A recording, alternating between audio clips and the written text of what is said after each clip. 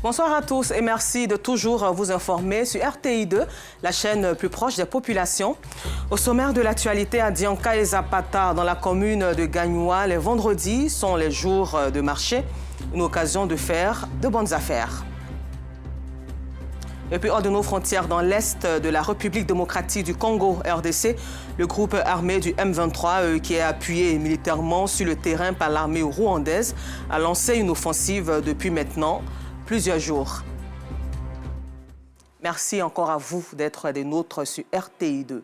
Dans les quartiers Dianka et Zapata, dans la commune de Gagnoua, les vendredis sont les jours de marché, des jours qui permettent aux commerçants et consommateurs de retourner satisfaits avec des produits au coût abordable. Les vendredis à Gagnoua, on trouve un peu de tout. Le constat de Georgette Ido Fofana, Gilles Tonien et Sidiki Ouattara dans la région du Go, cité des fromagers. Gagnoua, région du Go, au centre-ouest du pays. Ce vendredi, c'est jour de marché au quartier Dianka.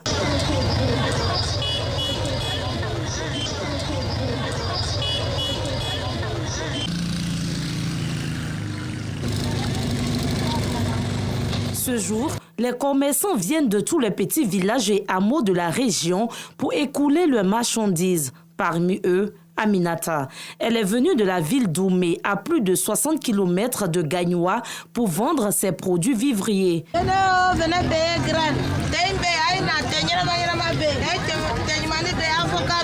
Tout le temps, le vendredi, je cherche le bagages pour venir donner à les clients. C'est bananes, avocats, graines, les placaris envoient ici.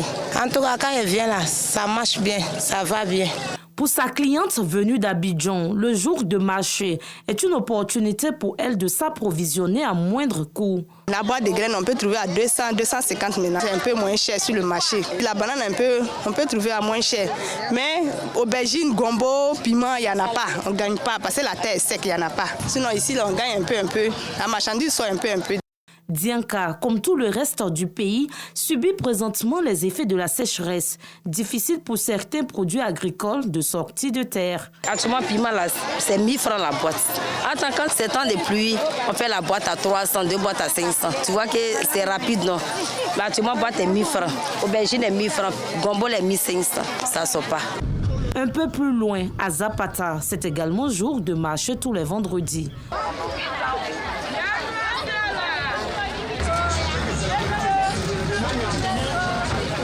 Personne ne veut rester en marge de ce jour exceptionnel qui commence tôt le matin pour se terminer à la tombée de la nuit. Les jours de marché, tout le monde vient avec la même marchandise, donc du coup c'est la concurrence, donc ça revient un peu moins cher. Ça nous arrange parfaitement parce qu'on achète en gros et puis on met dans le frigo pour que le mois puisse finir et puis ça nous arrange comme ça. Il y a du monde qui vient des campements et des villages environnants pour vendre. À ce moment-là, les articles ça bouge, mais les autres jours comme lundi, mardi, mercredi, jeudi, samedi, dimanche, il n'y a pas d'affluence. À Zapata, comme à Dianka, il n'y a pas que les commerçants qui tirent profit des jours de marché. Les chauffeurs de taxi, eux aussi, se frottent les mains. Et toujours en société, améliorer les conditions de vie et embellir la ville.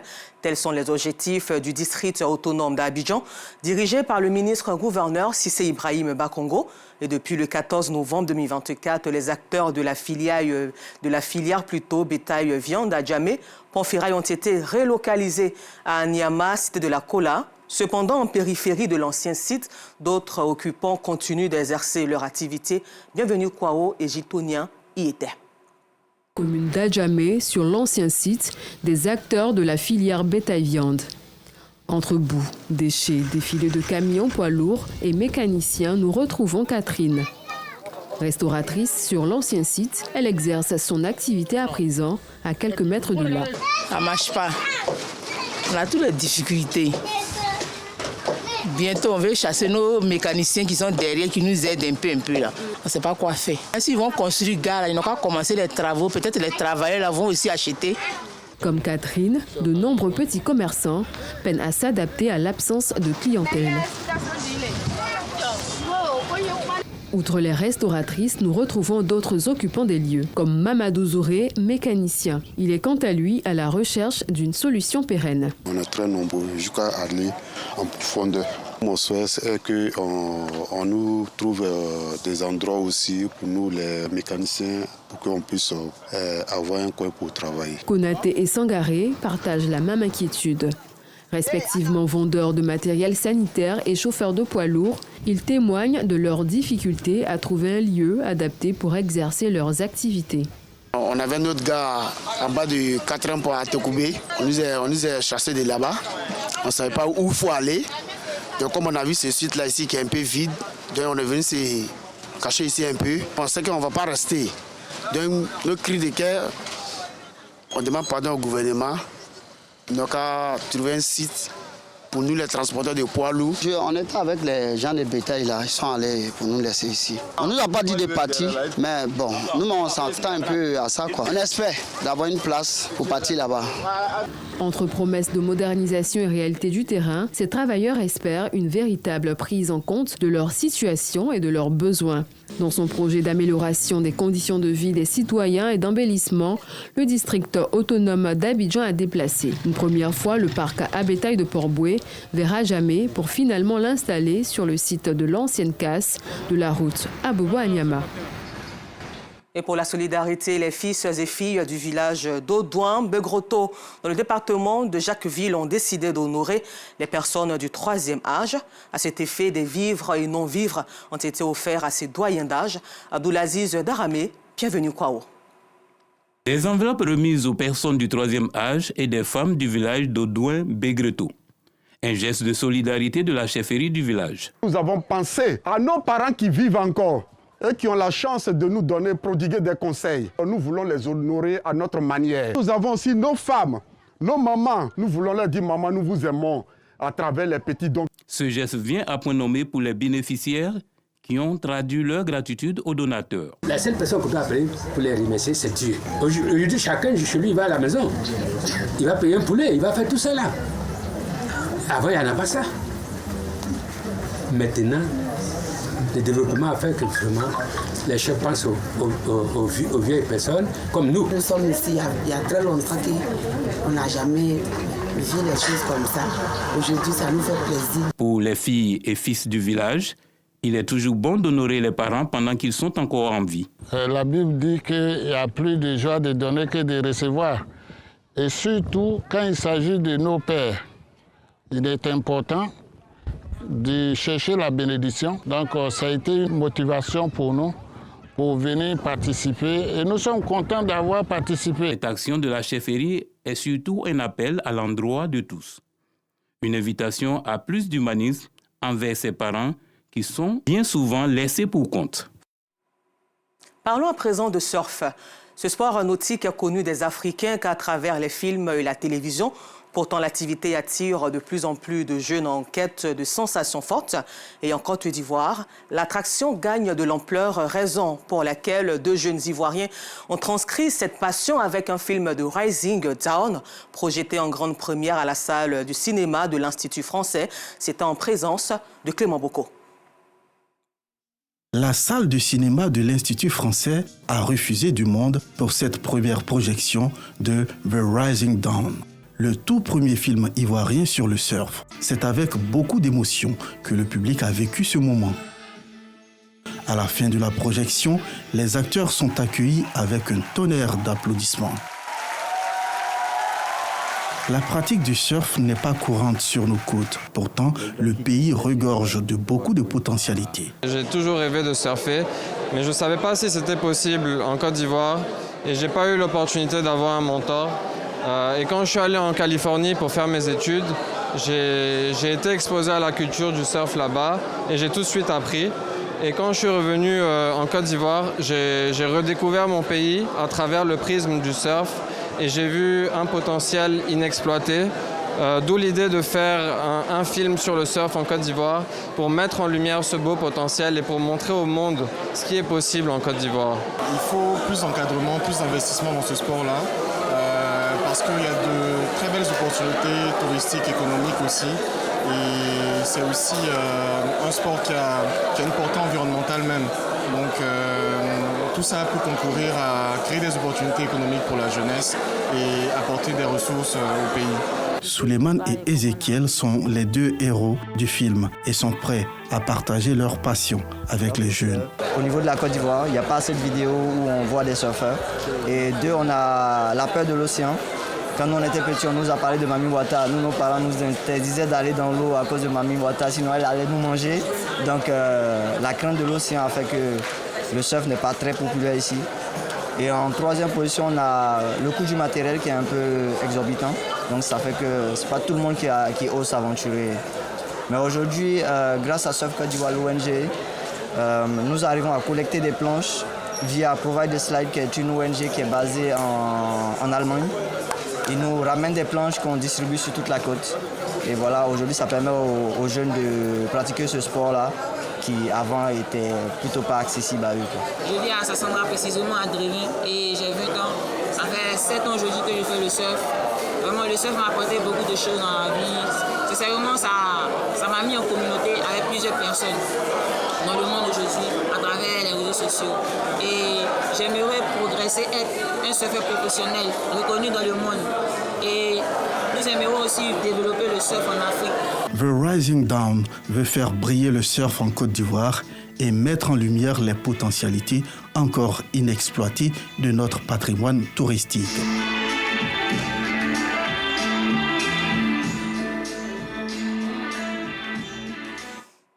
À la page à culture de son vivant, Nyongo Adou Ghislain, dit Général Dimitri, a marqué les esprits des artistes reggaeman et mélomanes ivoiriens. La communauté reggae de Côte d'Ivoire lui a donc rendu un vibrant hommage le week-end dernier. Et c'est un hommage marqué par des prestations artistiques. Laurence Kakra.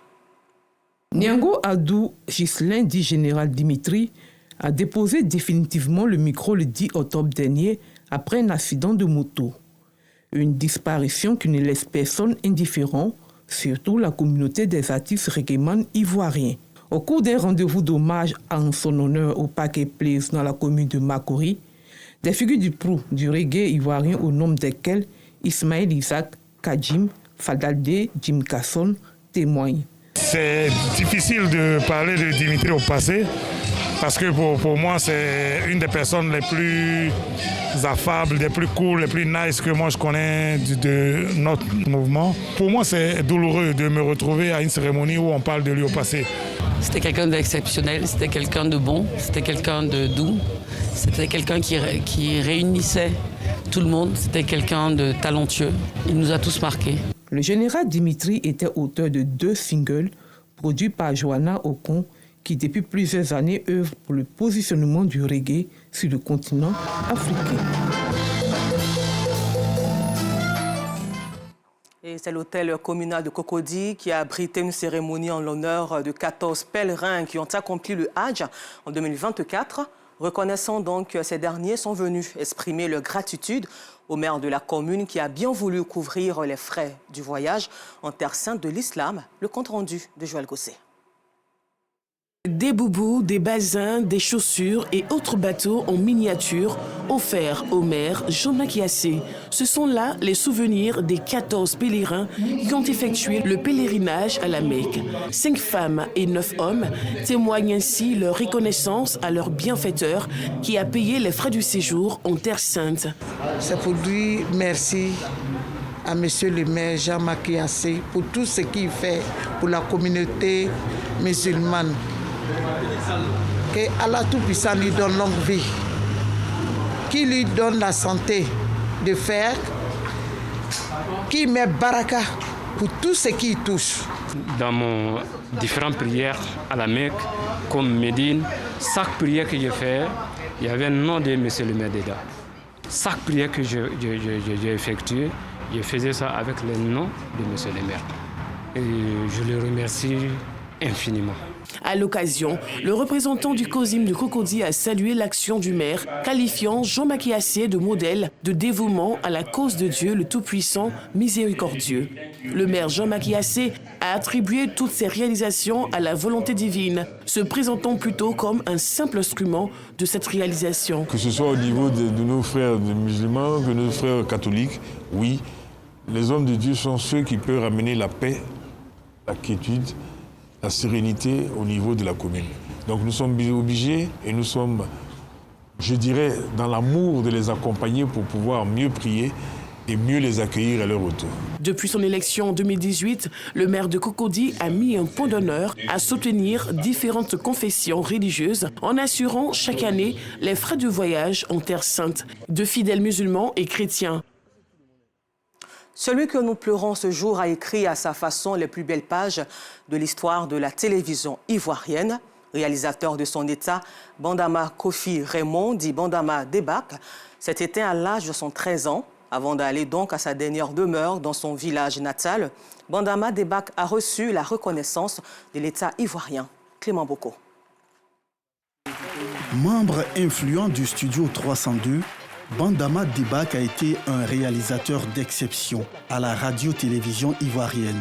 Il a réalisé des dizaines d'émissions, dont les plus célèbres qui ont marqué des générations d'Ivoiriens sont Nandjélé, Djambori, Tremplin, Fauteuil blanc avec Ben Soumaoro, Tranche de vie avec Denis Mexan, À la une avec Ali Koulibaly, Benson reçoit, Première chance, Podium avec Roger Fulgence Kassi, Le bon vieux temps avec Bamba Bakari. Pour ne citer que celle-là, calme et patient, il savait éteindre le feu, comme l'indique son nom, Bandama, faisant allusion au fleuve. Du moins, il avait le don d'aplanir les différends entre collègues, toujours pour la réussite de l'émission. Homme de l'ombre, Bandama Debak a achevé sa carrière à la RTI au poste de chef de département RTI Musique. À la retraite depuis 2011, il décède le 3 décembre dernier à l'âge de 73 ans. Il a été fait officier dans l'ordre du mérite de la communication par le ministre Amadou Koulibaly, porte-parole du gouvernement, lui témoignant ainsi la reconnaissance de l'État de Côte d'Ivoire pour le travail abattu pendant des décennies à la Maison Bleue. Parents, amis et collègues du monde de la communication sont venus lui rendre un dernier hommage avant son départ pour sa dernière demeure dans son village à Sengou-Ngotran, dans la commune de Béoumi. Après la messe de Requiem, Bandama est allé se reposer au milieu des siens. Adieu Bandama Debak, adieu l'artiste.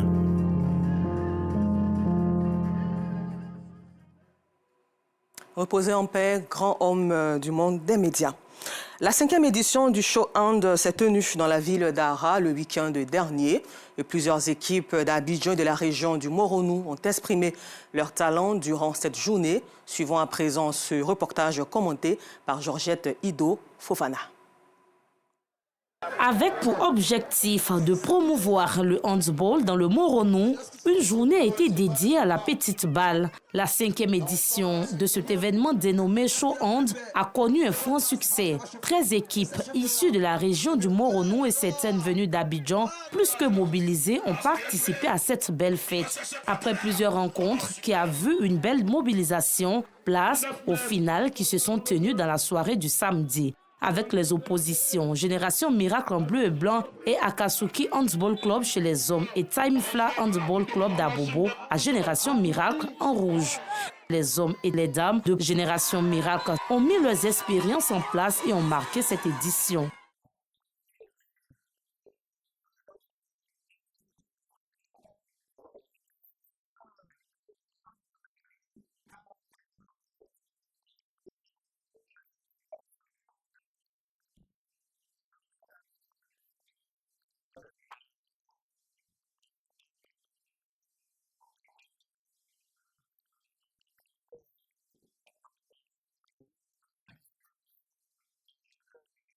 Des trophées, des médailles et des jets de maillot ont été remis aux vainqueurs ainsi qu'aux autres équipes participantes.